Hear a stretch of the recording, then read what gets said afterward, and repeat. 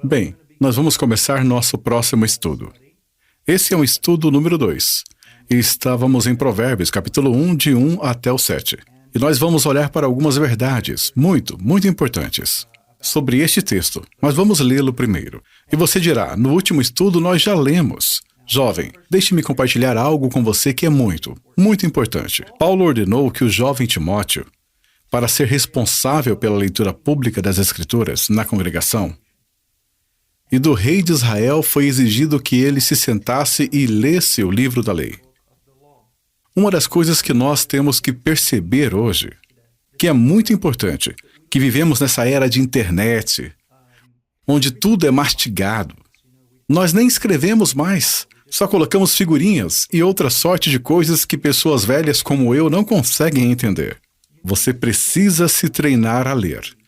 E você tem que se treinar para pensar e se concentrar em alguma outra pessoa, como os pastores fazendo a leitura pública das Escrituras.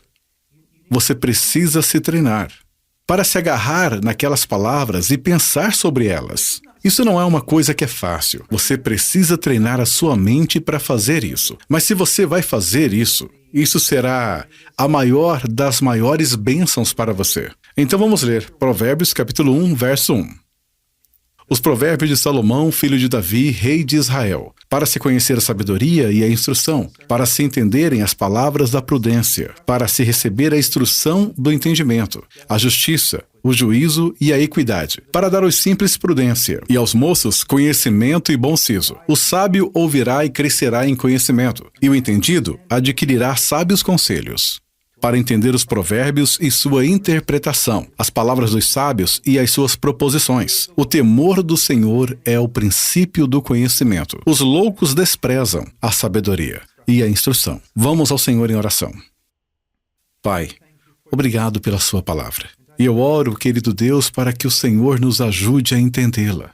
Ah, querido Deus, que os jovens que estejam ouvindo essas lições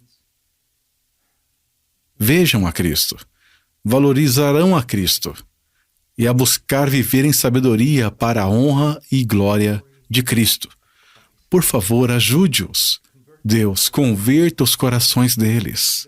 Mude suas mentes de um caminho que só pensa nesse mundo para uma mente que pense mais sobre Deus e pense mais na glória que vem dele. Pai, por favor, nos ajude. Em nome de Jesus. Amém. Agora note isso. Nós só passamos por 2 palavras, não é? No último estudo, nós fomos pelos provérbios. Vamos olhar para Salomão, o filho de Davi, rei de Israel. Agora, note as 2 figuras aqui, pessoas muito importantes na história de Israel e no que chamamos de história da redenção. Agora, quando eu digo história da redenção, do que eu estou falando? Eu estou falando sobre que através de toda a história humana, nós temos essa obra maravilhosa de Deus. E você pode vê-la desde o começo de Gênesis e todo o caminho até hoje. Percebe? Algumas pessoas, alguns teólogos são homens que estudam teologia. Existem mulheres teólogas também, de fato, todos são teólogos. É que alguns deles não são tão bons nisso, porque eles não passam tempo suficiente estudando as Escrituras.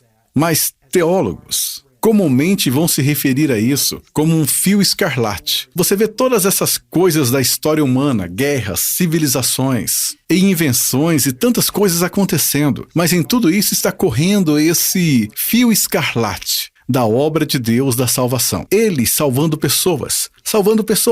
Ele está construindo a sua igreja. Bem, esses 2 personagens aqui, Salomão e Davi, são muito importantes. Agora, pelo que eles são conhecidos? Bem, primeiro de tudo, vamos olhar para Davi. Eu quero que você abra a sua Bíblia. Novamente, é muito importante que você se torne como os bereanos, dos quais Paulo fala. Jovem, você precisa ser nobre. E para ser nobre, você precisa ter sua vida aberta. E você tem que examinar as coisas que estão sendo ensinadas para você. Não apenas enquanto elas estão sendo ensinadas, mas também depois. E também fale com seus pais. Fale com seu pastor. Agora, eu quero que você olhe para 1 Samuel 13, verso 14. Lá diz: Samuel está falando sobre o rei Saul. Agora, o rei Saul foi o escolhido para ser o primeiro rei de Israel. E ele não fez um trabalho muito bom. Ele fez o que achava justo aos seus próprios olhos. E ele fez isso não porque ele era apenas não instruído. Era evidente que ele simplesmente não temia o Senhor e não levava a sério seus mandamentos. Então, no verso 14, o profeta Samuel diz: porém agora não subsistirá o seu reino. Já tem buscado o Senhor para si um homem segundo o seu coração. E já lhe tem ordenado o Senhor que seja capitão sobre o seu povo, porquanto não guardaste o que o Senhor te ordenou. Agora, ele descreve Davi aqui como um homem segundo o seu coração. Então é por isso que Davi era conhecido. Se você ler o livro de Salmos, e apesar de todas as falhas de Davi, que foram muitas, como todos nós, lembre-se, só há um herói na história. E apesar de todas as suas falhas, ele nunca caiu em idolatria. Ele sempre confiou no Senhor, seu Deus. E quando ele foi confrontado com o seu pecado, ele se arrependeu. E muitas vezes, das maneiras mais profundas que se arrepender. Então ele tinha um coração para Deus. Ele era um homem segundo o coração do próprio Deus. Ele queria glorificar a Deus. Ele queria agradar a Deus. Davi realmente tinha um coração que foi mudado, ok? Agora, pelo que Salomão era conhecido, filho de Davi. Bem, vamos para 1 Reis, capítulo 3. Vou te dar um exemplo para chegar lá. 1 Reis, capítulo 3, verso 7. Agora, nós não sabemos exatamente como, mas Salomão era um homem muito jovem quando se tornou rei. E então, em 1 Reis, capítulo 3, verso 7, aqui está ele, orando. E ele diz: agora, pois, ó Senhor meu Deus, tu fizeste reinar a teu servo em lugar de Davi, meu pai. Eu sou apenas um menino pequeno. Não sei como sair, nem como entrar. Isso significa não sei como agir. E teu servo está no meio do teu povo que elegeste, povo grande, que nem se pode contar nem numerar pela sua multidão. A teu servo, pois, dá um coração entendido para julgar a teu povo, para que prudentemente discirna entre o bem e o mal. Porque quem poderia julgar a este teu tão grande povo? Agora vamos para o capítulo 4, verso 29. Veja o que ele diz. Capítulo 4, verso 29. E deu Deus a Salomão sabedoria e muitíssimo entendimento, e largueza de coração, como a areia que está na praia do mar. E era a sabedoria de Salomão maior do que a sabedoria de todos os do Oriente e do que toda a sabedoria dos egípcios. E era ele ainda mais sábio do que todos os homens. Agora pense sobre isso. Agora, olhando para baixo, no verso 32, e disse 3.000 provérbios, e foram os seus cânticos 1.005. E então, indo mais abaixo, verso 33 e 34, ele falou até sobre o que hoje chamamos de ciência natural. Ensinou até mesmo nisso. As pessoas vinham de todo o mundo para ouvir a sabedoria de Salomão. Agora, o que nós vemos? Nós vemos duas coisas. Nós temos Davi como um homem segundo o coração do próprio Deus, e muitas vezes ele não agiu muito sabiamente. Às vezes ele agiu, mas houveram muitos e muitos lugares em sua vida que ele simplesmente não agiu com sabedoria. Agora temos Salomão, que tinha mais sabedoria do que qualquer um. Mas o que aconteceu mais tarde em sua vida? Ele começou a se associar com aquelas pessoas, particularmente com esposas, que seguiram um Deus estranho. Elas não eram mulheres que eram fiéis ao Deus das Escrituras. E o coração de Salomão foi atraído por eles. E ele se tornou um idólatra. Ele sofreu muito por causa disso. Israel sofreu muito por causa disso. Então, o que eu quero que vocês vejam é isso, que é tão importante, jovens. Você precisa de sabedoria, mas sem um coração para Deus, sua sabedoria não vai lhe ajudar muito. Eu já vi isso. Eu já vi pessoas identificadas com o cristianismo, que literalmente consumiu o livro de Provérbios. Quero dizer, tudo na sua vida era um princípio. Até mesmo como eles cortam o cabelo, quero dizer, tudo era algum tipo de princípio que eles supostamente tiraram das Escrituras. Mas você não via neles um coração para Deus. Você via que eles tinham como que um coração para princípios. E isso não é bom. É como se algumas pessoas que você amava muito te enviassem cartas e você amasse mais as cartas que amasse a essas pessoas. Não seja assim. Você precisa de um coração para Deus.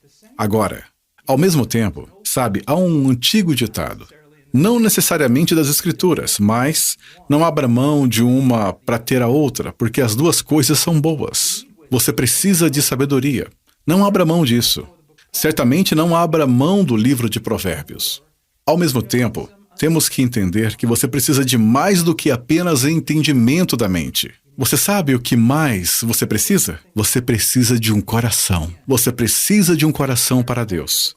Agora tem algo que eu quero compartilhar com você e novamente, você diz, nós estamos indo muito longe do livro de Provérbios. Mas isso é como um trabalho de fundação que nós realmente precisamos passar para que possamos entender. Porque eu não quero que você estude esse livro sob o fundamento incorreto. E como que com óculos que meio que distorcem tudo. Você percebe? Você precisa de sabedoria. Você precisa de fatos intelectuais que vêm das Escrituras. Você precisa de conhecimento. Mas jovem, ouça-me. Sem um coração, nada disso vai importar. E o que eu quero dizer com coração? Bem, a Bíblia diz que eu e você nascemos com uma natureza que está em inimizade, hostilidade contra Deus. Isso significa que nós não desejamos o Deus da Bíblia. Nós não desejamos a sua vontade. Nós podemos desejar religião, podemos desejar as orações que vêm delas, mas nós realmente não queremos o santo e justo, bom Deus das Escrituras. E essa nossa natureza não é apenas um comportamento aprendido. Ele está lá, isto é quem nós somos. Agora, na pessoa de Jesus Cristo, por causa do que Ele fez na cruz, aqui vamos nós, de volta a Jesus novamente, porque Ele é tudo, por causa do que Ele fez na cruz. Deus agora pode te dar um novo coração. Ele pode, através da fé em Jesus Cristo. Agora, não vamos entrar em todas as complexidades de uma doutrina chamada regeneração. Mas eu quero que você entenda o que é. Você provavelmente já ouviu a frase nascer de novo. João capítulo 3, talvez pregadores clamando nas ruas, você precisa nascer de novo. E bem, o que eles estão dizendo é verdade. Mas você precisa entender o que isso significa. É mais do que apenas uma decisão humana. Muito mais do que isso. De fato, a decisão humana de seguir a Cristo é o resultado da sua grande obra. Uma obra sobrenatural do Espírito, na qual Ele recria em você. Ele tira aquele coração de pedra que está em Ezequiel 36. Quando ele diz um coração de pedra, sabe? Uma pedra é inanimada. E esta é uma palavra chique para morto, ok? Você pode beliscá-la, chutá-la, arrancá-la, gritar para ela. Ela não vai responder. Bem, nós tínhamos um coração que era como uma pedra para Deus.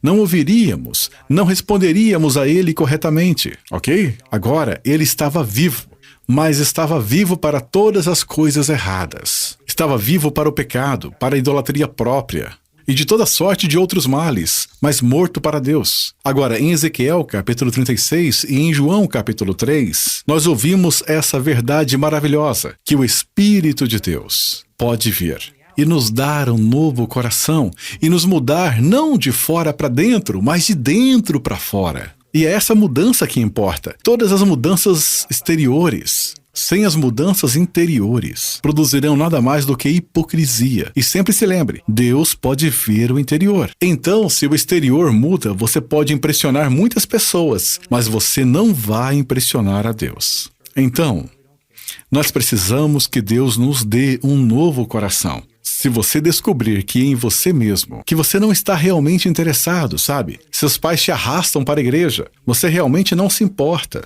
Você é forçado a ler a sua Bíblia, ou disseram para você lê-la, e você faz apenas por fazer. Essas são as indicações de que você precisa de um coração transformado. Agora eu quero te dizer uma coisa, todos nós, até mesmo os velhos cristãos como eu, às vezes, sabe, nós não queremos orar. Nós não queremos ler a Bíblia. E algumas vezes nós estamos tão cansados que não queremos nem ir para a igreja. Nós temos que lutar contra isso. Mas se você olhar em nossas vidas, há uma definitiva mudança de coração. Nós sabemos que nós precisamos da palavra de Deus. Nós sabemos que nós precisamos da oração. Nós sabemos que precisamos do companheirismo da congregação. E nós precisamos ouvir as pregações piedosas. Nós sabemos disso. Porque na maior parte nós somos felizes nisso. Mas se você é uma pessoa que não vê nenhum benefício nessas coisas, você só as faz porque os mais velhos requerem isso de você, então você precisa mais do que princípios que são encontrados no livro de Provérbios. Você precisa de um novo coração. Você precisa ir até Deus e dizer: Deus, bem, deixe-me dizer isso. Deus sabe. Então você deve ser honesto. Esconder coisas de Deus não te levam a lugar algum. Vá para Deus e seja honesto. Deus, eu vejo meus pais, ao que parece, te amando. Eu vejo talvez até alguns dos meus irmãos. E parece que eles se importam com as coisas de Deus. Mas eu me sinto como morto. Para ser sincero com o Senhor, há outras coisas que me entretem mais. Você consegue reconhecer isso? Você consegue reconhecer o quanto errado isso é? Que você está morto e não responsivo para aquele que te fez? Para aquele que te ama e te dá todo o respirar e toda a batida do seu coração? Você percebe o quão errado é isso? Isso é, meu querido amigo, uma coisa muito errada. Clame a Ele e reconheça isso. Você quer ser salvo?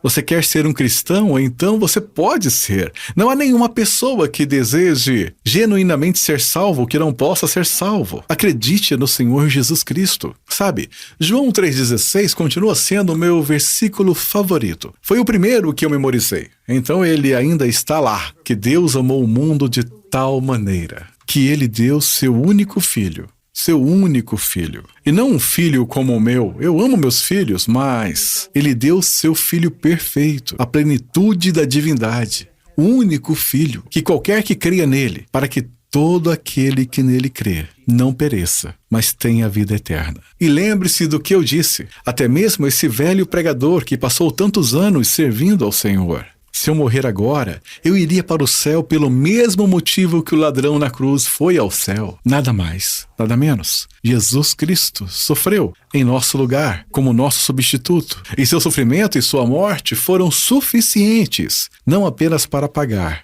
por todas as coisas que fizemos contra Deus, mas também a sua vida perfeita é concedida a nós. Então nós ficaremos diante de Deus completamente perdoados e justos, através de Jesus Cristo. Agora, do que nós precisamos?